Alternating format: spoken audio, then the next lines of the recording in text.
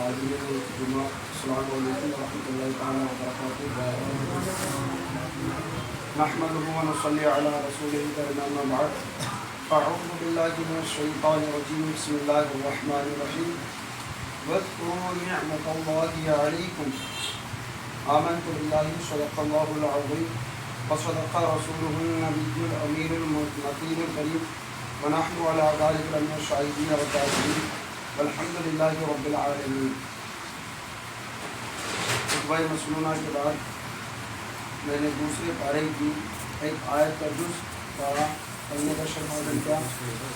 اس کے ذمہ میں گفتگو کرنے سے قبل سب سے پہلے آقا انعامدار مدنی تاجدار دونوں عالم کے مالک مختار جناب محمد رسول اللہ صلی اللہ علیہ وسلم کی بارگاہ طیبہ میں درود کرنا ذرا پیش کریں اور باوجود بلند پڑھیں اللہم صلی علی سیدنا محمد واصحابہ وبارک وسلم صلاۃ و سلام علیک یا رسول اللہ صلی اللہ تعالی علیہ وآلہ وسلم۔ پیش حق مصدع شفاعت کا سناتے جائیں گے، آپ روتے جائیں گے، ہم کو ہنساتے جائیں گے، اور وسعت دی ہے خدا نے دامن محبوب کو۔ وسعت کا مطلب ہوتا ہے کشادگی، یعنی جس میں بہت زیادہ اتنا بڑا جس کی کوئی مثال نہ ہو۔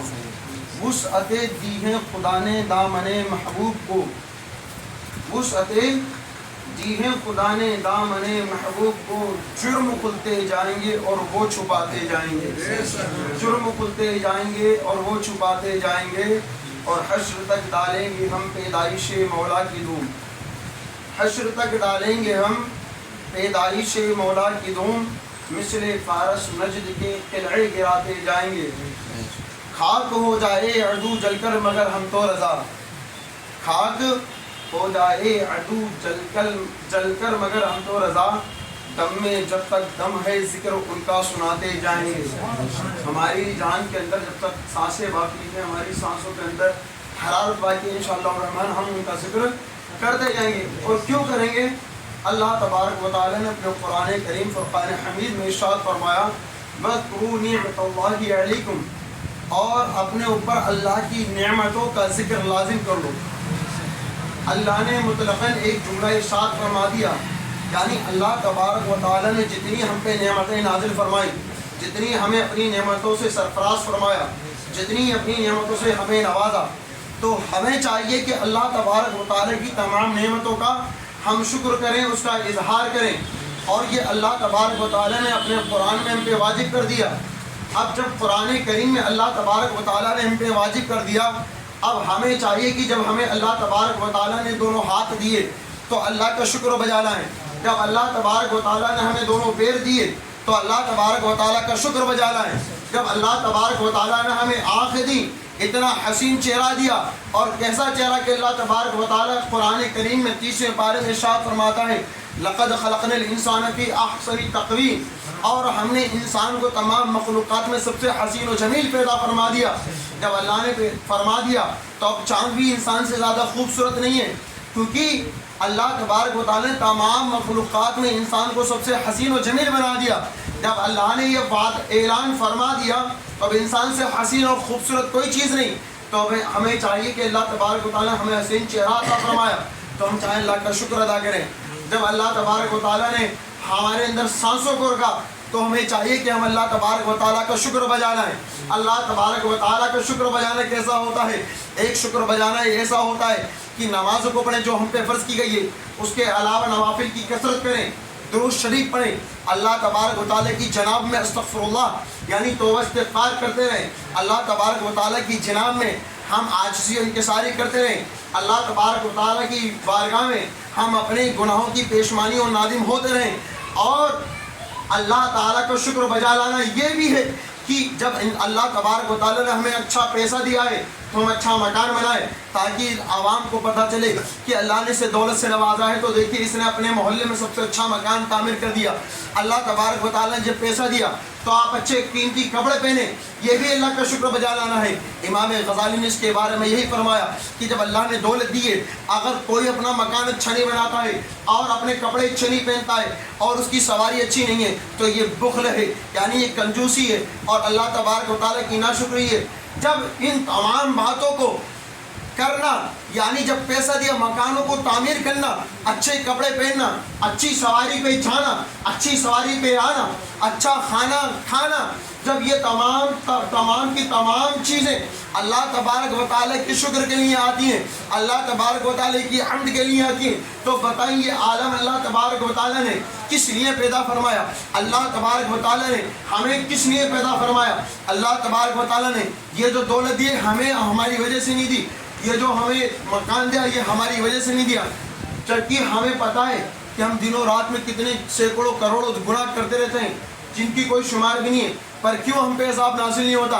ये आका करीम का सदका है। अल्लाह तबारक व तआला ने अपने 9वें पारे में इरशाद फरमाया, मा कान अल्लाहु वमा कान अल्लाहु लियुअद्दिबहुम व अंत फीहिम। और ये अल्लाह तबारक व तआला का काम नहीं है महबूब, ये अल्लाह ताला का काम नहीं है कि महबूब जब तक आप इनके बीच में जलवा करें। तो पता चला ये सहाबे कराम की ज़ाहिरी ज़िंदगी की बात नहीं बल्कि तमाम क़यामत तक के मुसलमानों की बात चल रही है। यहाँ तक कि यहाँ पर काफिरीन भी मौजूद है, उनकी भी बात चल रही है। तो पता चला जब हुज़ूर ने ज़ाहिरी विसाल फरमा लिए उसके बाद भी वो हमारे बीच में मौजूद है। तो अब ये जो घोंडा एतराज़ किया जाता है कि बारह शरीफ पे आका करीम सल्लल्लाहु अलैहि वसल्लम की विलादत नहीं बल्कि वफ़ात है, और बाद लोग तो कहते हैं चलो विलादत भी इसी दिन है, वफ़ात भी इस दिन है, तो पहले विलादत हुई बाद में वफ़ात हुई, तो बताएं विलादत की खुशी मनाएंगे या बाद में वफ़ात की खुशी मनाएंगे? जब अल्लाह ने कुरान करीम में इरशाद फरमा दिया, और ये अल्लाह का काम नहीं कि महबूब जब तक इनके बीच में आप मौजूद है कि अल्लाह अज़ाब नाज़िल करे, तो बताएं 1400 साल गुजर गए, कोई है इस बात का गवाह कि हमने गुनाह करा हो, आसमान से पत्थरों की बारिश नाजिल हुई हो? कोई इस बात का गवाह कि ज़मीन फटी हो, उसमें से खून की बाढ़ सैलाब आ गया और हमें डुबा ले गया हो? क्या कोई इस बात का गवाह है? तो इसका मतलब पता चलता है कि आका करम आज भी अपनी तुरबत अनवर में हयात है, जिंदा है। मोहब्बत से बोले सुभान अल्लाह। मेरे आका की हयात जावेदानी की बात चली है, वो आका जिनकी शरीयत पर अगर कोई कुर्बान हो जाए तो वो भी जिंदा है। और कैसा जिंदा? अल्लाह ने उसके ज़िंदगी का ऐलान कुरान करीम में फरमाया। एक जगह फरमाया तुम उनको मुर्दा ना कहो बल्कि वो जिंदा है, तुम उनकी ज़िंदगी का शऊर नहीं है। 4 पारे में अल्लाह इरशाद फरमाता है और तुम उन्हें मुर्दा सोचो भी मत, गुमान भी मत करो, बल्कि वो जिंदा है और अपने रब की जानिब से रिज़्क़ पाते हैं। बताएं जब आका करीम की शरीयत मुताहरा पे अमल पैरा होने के बाद आका करीम के नाम पर अपनी जान को कुर्बान कर दे, जब वो जिंदा तो मेरे आका कैसे जिंदा होंगे? उनकी जिंदगानी का तो पता नहीं होगा।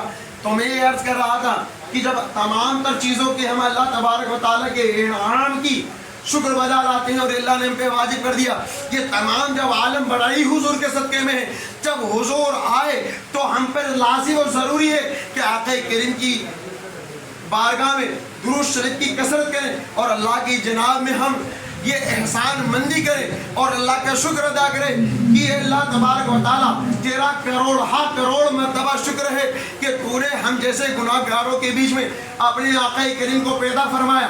और कैसा पैदा फरमाया कि अगर आज वो न आते तो शायद हम भी ऐसी जहालत में मुब्तला होते कि अगर हमारे घर में लड़की पैदा हो रही होती तो हम जिंदा दरगोर कर देते, अगर हमारी दरमियान में अगर किसी का शोहर मर जाता तो हम उसे मनहूस कह देते, अगर उसका शोहर मर जाता तो हम उसे टकला भी कर देते, उसके बालों को तरशवा देते, उसको काले मुंह करके गधे पे बिठा के कहते यही वो मनहूस औरत है जिसने अपने शोहर को खा ली। बताइए ज़माने जहालियत में चलता था नहीं चलता था? पर आका करीम की कदमों की बरकत ये थी ना, उस टाइम जब औरतों को जब मारा जाता, जब बच्चे पैदा हो रही थी और जिन औरतों के शोहर का इंतकाल हो रहा था उनके काले चेहरे करके, उनके बाल दशवा के यानी गंजा टकला करके उन्हें गधों पर बिठा के पूरे मक्का की बाजू में घुमाया जा रहा था। अगर आका करीम ना आते तो ये भी होता। और एक बताने वाले ये भी बताते हैं, एक जगह पढ़ा भी है कि कुछ उस जमाने जाने कुछ लोग ऐसे भी थे کہ ایک بیٹا اپنی اس ماں سے نکاح بھی کر لیا کرتا جب اس کے باپ کا انتقال ہوتا. معاذ اللہ. اگر آقا کریم نہ آتے تو سوچو ہم بھی ایسے زمانے جاہلیت میں مبتلا ہوتے. اگر کسی کی عورت کا شوہر انتقال کر جاتا تو ہم اسے ٹکا کر دیتے, اس کے چہروں کو کالا کر دیتے, اور ہو سکتا ہے کوئی بدبخت ایسا بھی آ جاتا کہتا جب باپ مر گیا تو اے میری ماں تو میری ملکیت میں. معاذ اللہ. ہو سکتا تھا نہیں ہو سکتا تھا, پر یہ آقا کریم آئے, عورتوں کو عزت دلائی. اور آج اس امت پر اتنا بڑا احسان ہے کہ اسی امت میں آقا کریم کا کلمہ پڑھنے کے بعد وہی عورتیں اور وہی مرد آقا کریم کی برات میں بھوکتے ہوئے نظر آ رہے ہیں. کیا کہتے ہیں یہ شرک ہے. ابھی میں نے اپنی کھجوری کا ماحول کچھ دن پہلے یہ بھی دیکھا تھا, کہنے والی بات نہیں ہے پر کہنا میں چاہتا ہوں کیونکہ عوام کو بھی ہوشیار اور متنبہ اور خبردار کرنا ہے.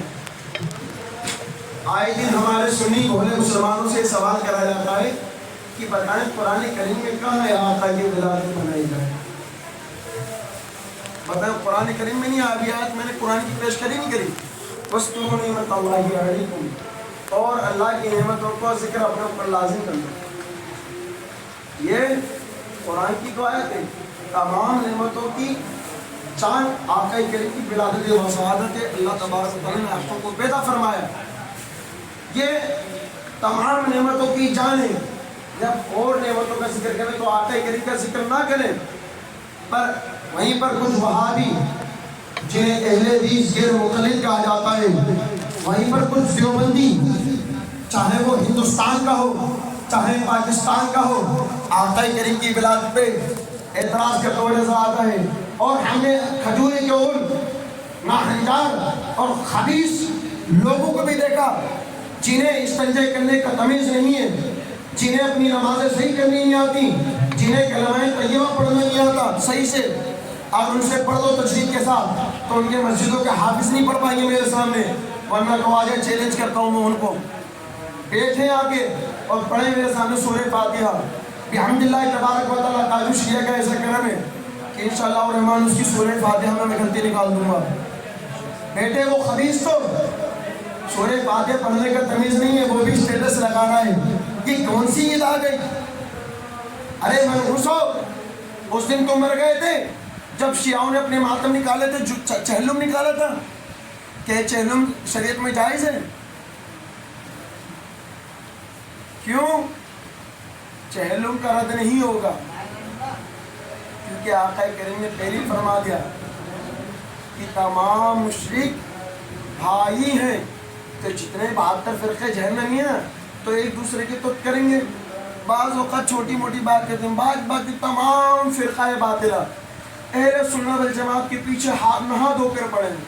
سوچتے ہیں کیسے نہ کیسے اہل سنت کی ذات کو مذروع کر دیا جائے, اہل سنت فرقے کو گرا دیا جائے. پر وہ کیسے گرے جسے خود اللہ تبارک و تعالیٰ بڑھائے. کیوں بڑھائے؟ کیونکہ آقا کریم کو اللہ تبارک و تعالیٰ نے بڑھا دیا, غوث اعظم کو بڑھا دیا. میرے حالت فرماتے ہیں تو کسی کے گھٹائے سے گنا گھٹائے نہ گھٹے گا جب بڑھائے تجھے اللہ تبارک و تعالیٰ تیرا. جب حالات میں کہہ دے کہ اللہ تعالیٰ بڑھا رہا ہے تو یہ گھٹائیں گے, یہ گھٹائیں گے. ان کی اوقات نہیں گھٹاتے. جب اللہ نے بڑھا دے تو کس کی اوقات ہے گھٹانے کی؟ جو گھٹانے چلے ہیں مرتبے. جب یہ بات آئی, اچھا چلو یہ تو ان کے چہلم کی بات تھی, ابھی دشہرا بھی آئے گا ہندوستان میں. آپ اسٹیٹس پہ کسی دیوبندی کے وہابی کے اسٹیٹس پہ نہیں دیکھ سکتے راوڑ کو دیکھنے مت جانا, اور آپ اپنی راجی پارک کا ماحول دیکھ لینا. میں یہ نہیں کہہ رہا کہ ہمارے کچھ جاہل سننے بھی جاتے ہیں, پر ہمارے علماء تو اس بات کی تقریر کرتے ہیں اور باضابطہ بڑی جوش و خروش کے ساتھ کرتے ہیں کہ ایسی مدارسوں میں جانا شرک ہے, ایسی مدارسوں میں جانا کفر ہے. بلکہ حضرت بیٹھے ہیں یہ جتنے بھی اسٹیم یوٹیوب کی دنیا میں موجود ہیں یا جو کہ گوگل کا سہارا لیتے ہیں, جتنے بھی یہ سوشل میڈیا پہ اس سے جڑے ہوئے ہیں, سب کو پتہ اہل سنت کے مدارسوں سے جگہ جگہ سے فتوے آتے ہیں کہ ہولی کی, دیوالی میں یا کسی بھی چیز میں ان ہندوؤں کے کام میں شریک ہونا یہ ناجائز و حرام ہے. بتائیں ہمارے علماء کرتے نہیں کرتے؟ اب کوئی بتا دے کسی دیوبندی نے کہا ہو اٹھ کے, اس کی ویڈیو آئی اس نے کہا ہو بھائی دیوالی ہولی کی مٹھائی کھانا ناجائز ہے. کہ ہولی کا رنگ لانا کیوں نہیں کرتے؟ عید میلاد النبی آتے 11ویں شریف آتے ہی ان کے پیٹوں میں خلبلی مچ جاتی ہے، ان کے دل پھٹنے لگ جاتے ہیں، ارے یہ کیا شرک ہو گیا، آقا کریم کی ولادت منائی جا رہی ہے، غوث اعظم کی جاریہ بنائی جا رہی ہے، اگر اتنا پیسہ یہ در خرچ کر رہے ہیں، اگر اتنا پیسہ کسی غریب بچی کی شادی میں لگا دیتے تو اس کا نکاح ہو جاتا، اتنا پیسہ کسی اس میں لگا دیتے تو کتنا قوم مسلم کا بھلا ہو جاتا۔ بھائی ہم تو لگاتے ہیں عید میلاد النبی پہ، آپ نے تو کبھی نہیں لگایا، تو آپ ثبوت دیں آپ نے کتنی بچوں کی شادی کر دی ہے، آپ نے کتنے اسکول کالجز کھول دیے، آپ نے تو خرچ بھی نہیں کیا تب بھی نہیں کھول لے، کیوں؟ آپ اپنے پیٹوں کے آپ گزار رہے ہیں ان پیسوں سے۔ اس کا مطلب ضرور ہے دال میں کالا نہیں، پوری دال ہی کالی ہے۔